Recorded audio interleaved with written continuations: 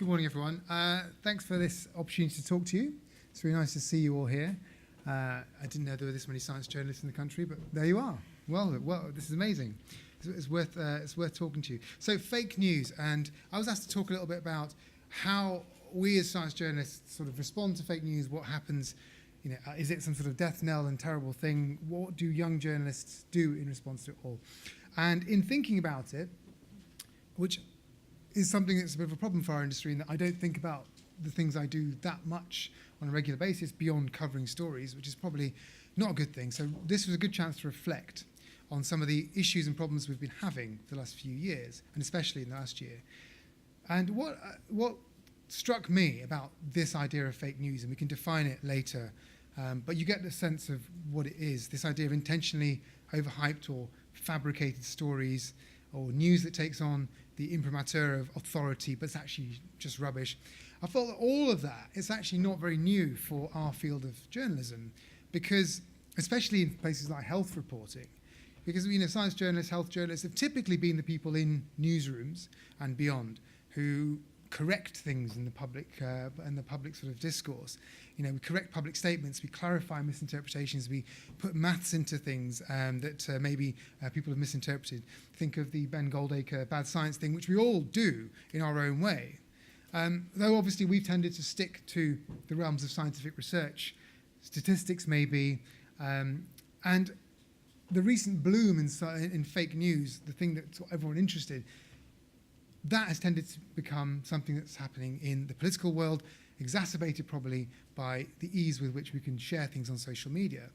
So whereas we're used to this idea of fake news being out there, people misinterpreting things, I think that perhaps it's something that is a little bit more, has caught other people slightly off guard, and especially the speed of the tidal wave. Now, the recent proliferation of that fake news, even if it's not within science, although we can argue that there is some within science, is definitely a worry for our social democracy. It's happening at an unprecedented level because, as I said, of digital media and of people's potential to access and spread information relatively easily. You don't need to have a printing press anymore or a broadcast news network to be able to get your things seen by millions of people. And I used to think, in my naive younger days, 15 years ago when I was starting, that if there was bad information out there, then all you needed to do to counter it was put good information out in response. And that people were smart enough to make their own minds up rationally about what's going on in the world. Now, I still don't believe that people are stupid. That's not what I'm about to say. But actually, two things in the past year have shown that that simple model of just shoving stuff out doesn't seem to be doing much good. The Brexit campaign, the Trump presidency, they've both shaken my foundational beliefs in what journalism can achieve, which is that, if you're impartial, if you get things out there, people will just take all the information and they'll have it all available and they think, well, that's clearly not true, or here's something that is more important. And I believe this person over this person because it's more rational. Of course, we don't live in a rational world, and we all kind of know that. This post-truth world that we live in, sorry, another buzzword, but I think it's an important thing to try and define. This post-truth political world we live in, I think has been made possible by two threats to the public sphere. One is a loss of trust in institutions, and the other is, as I've said also, a very deep change in the way that knowledge of the world reaches the public. So in polls, people think that Britons think that people like hairdressers and people on the street are twice as trustworthy as business leaders, government ministers, and journalists. That was a recent Ipsos Mori poll. The loss of trust has many roots. In some areas, for example, if you think about dietary advice, experts seem to contradict each other all the time. We understand that's how scientific process works, but many people don't. And that means, who do you believe? Institutions and governments make decisions that, that turn out to be horribly wrong. Take the invasion of Iraq or those sorts of big-scale decisions, arguably things like austerity. And, it makes people think, well, why? We thought these people were put there for a reason. Therefore, if they're not getting things right, then we won't trust those. We'll trust these other people who emotionally connect with what I'm doing. So people might wonder who to believe. And I think that partly the erosion is down to the regular goings-on and the swings and cycles of politics and life, But in some places, the trust in institutions has been systematically undermined. One of the first uses, I was looking through for this, that one of the first uses of the term post-truth politics was actually in the context of American climate change policy. So back in the 1990s, a lot of conservatives in America were really worried about the economic cost of what you're going to do if you're going to tackle climate change. If you're going to reduce carbon emissions, the economy, they argued, would be hideously affected. So some of the less scrupulous members of that political community decided to cast doubt on the need for climate policy by stressing, to the point of distortion, uncertainties in the underlying science. And one Republican pollster even said that, if the public came to believe that the scientific issues were settled, their views on global warming would change accordingly. So therefore, you need to continue to make the lack of scientific certainty a primary issue in the debate. And that's gone really well for those guys, as you can see even today. Challenging and denigrating scientists in order to make the truth seem very distant, an ivory tower and all those, and unknowable, has worked really, really well. And we, as journalists, are sort of fighting the rear guard on that to some extent. The trust issue, of course, came up here in this country as well last year in terms of whether we trust experts or not.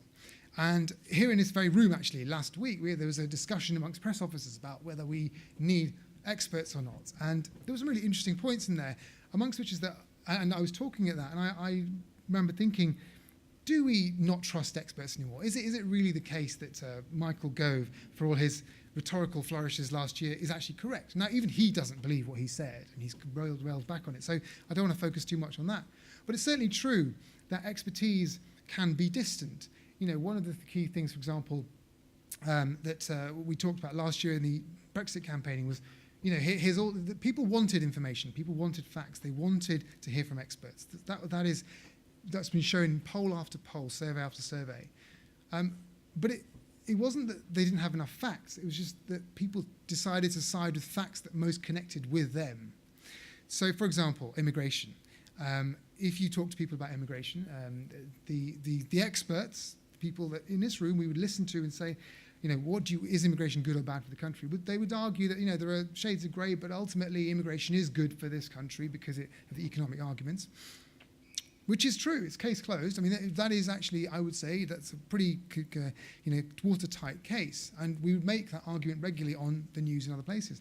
But actually, if you're somebody in a working class area of the country and you're in a low-skilled job, and for you, immigration is really important because it might take your job. That fact that immigration is better for the economy doesn't connect with you, and you probably don't listen to it. And this is the sort of information that people are finding in surveys afterwards. So as journalists, are we doing the job correctly if we just report the experts talking about something and not acknowledge that there are people out there who have completely different views and require completely different approaches to the information? This happened across all sorts of sectors, all sorts of problems, all sorts of issues. And you can see that, I don't have to tell you that emotional impact of stories, facts, all these things are really important in how you connect with people and build trust. So we do have this problem. We do have this issue of loss of trust in institutions and people and experts. And so what can we, and that is creating an area where fake news, post-truth, all of this can exist quite happily. There's that shades of grey. I'm sure we all have friends who say, have you seen this thing on Facebook? Have you seen that? It feels true, and I want to believe it. So what can we do as journalists? I mean, I don't have any answers, if I'm honest. But certainly, as a group of people, we can start thinking about some questions. Here's some things that I've been thinking about. We have to ask ourselves fundamentally, what are we here for? Spreading science is one good purpose. But why do you want to spread it? Is it for entertainment? Is it for the creation of a good democracy? These things may not be explicit in every story you write or everything you do every day, but perhaps you should take the time to consider it and pitch your body of work in that direction. One aim might be to rebuild trust in the rational, evidence-based way of thinking. Certainly that's something that I value, and I hope that most of you in this room value too. And that's a thought you can have in your head whilst coming up with the stories that you pitch. But, is it enough for science journalists just to report about the frontiers of what's happening in science, about the awe and the beauty? I'm being provocative. I think it is actually, of course, important that many of us do report about the Higgs boson or an amazing new animal or some exciting adventure going on in one part of the world. But it doesn't mean that we somehow sit within this community of scientists and that we should just be the mouthpieces for them.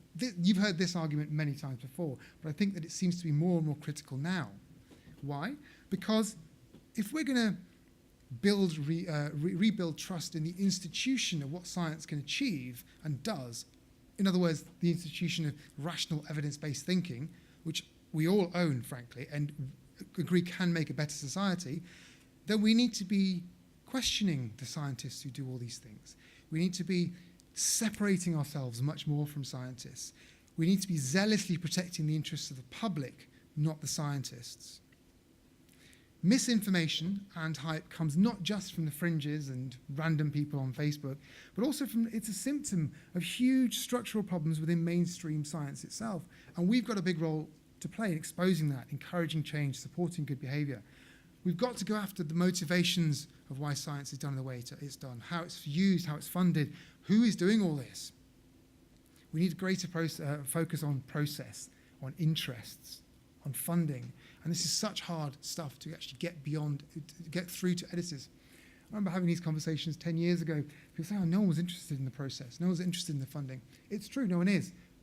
But make it your job to make your editors interested, because the people who speak the loudest in these worlds are the ones who get onto broadcast news, who get onto the newspapers, who get onto all these places that you normally would think that this kind of information doesn't happen. Why do you think that economics and business journalists are now on the news all the time, writing all these things about complex, esoteric areas of technology and finance that really none of us understand? It's because we've suddenly understood why knowing about all that stuff is important. And they've done a very good job in positioning themselves. And I think that we need to do the same by questioning those institutions. For the immediate future of our profession, what I'd like to see is more innovation. We heard a little bit just now about the kinds of things people are watching and listening. That's the kind of information we need to take forward. We've been stuck in making news and features in the same way in our field for so long, whereas other fields have shot ahead using much more data, using much more infographics, using better social media, using ways to actually get nuggets of information to places where you wouldn't expect this sort of news to appear. We need to think much more about it. And I'm sure that in this room especially, there are loads of you already doing those things. And I'd like to know how you do it, because I'm kind of slightly dinosauric in my approach to this. And this is more aimed at me and my generation than some of the younger people here. But we need more formats. We need better experimentation. We need toleration of people who will do things and make mistakes. I'd love to know how to get something to spread on social media in a way that is equivalent to fake news websites and things, because that's the place we're playing in. That's the field we're playing in. Ultimately, for me, all of this stuff is about spreading ideas organically amongst audiences rather than just telling them to absorb scientific facts. And beyond that, I think there's even perhaps a case for segmenting the kind of journalists we are. So we are science journalists. We may cover climate, or we may cover health or environment or whatever, little bits. But I'm talking about the kind of journalism you do. So perhaps you are now going to spend most of your time doing the explanatory journalism, which places like here, the Mosaic that they've pioneered. Or maybe you're going to be an advocate journalist. Maybe you're going to be much, much more of a critical journalist, rather than just a spreader of information and news. These things, if you'd spoken to me about them 5 or 6 years ago, I would have said, no.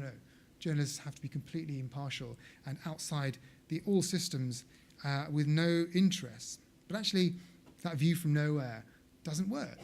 It doesn't work.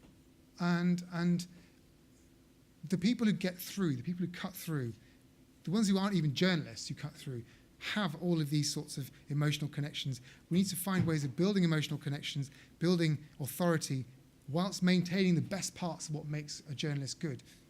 Good sources, identifiable information, verifiable facts, authority of that sort, public interest. But we need to build in things like advocacy. We need to build in somehow contextualization and criticality. The overall tone for this is something that I find interesting, which some scholars call knowledge-based journalism, which I find interesting. It is about correctly identifying and talking about knowledge in an intelligent way that connects with people. We seem to have forgotten the emotional impact of our work sometimes. And I think that we think that just by talking about things and saying that it's a scientific fact, because lots of peer reviewers have said it, that'll just get through to people. And it doesn't seem to be working. I do think that we need more ABSW members to fight against the problems within science, against the problems within the fake news world, and we need to come up with these tools quickly. Because I mean, I think fundamentally for me, I said to you, what's your purpose? I think my purpose is trying my hardest to use scientific thinking, which belongs to all of us, not just scientists. So use scientific thinking, rational thinking, as a tool against the fight, a tool in this fight against these anti-enlightenment waves of propaganda that are gaining all sorts of power in certain parts of the world. And that's what I think I'd like to do, and I'd like your help to do it.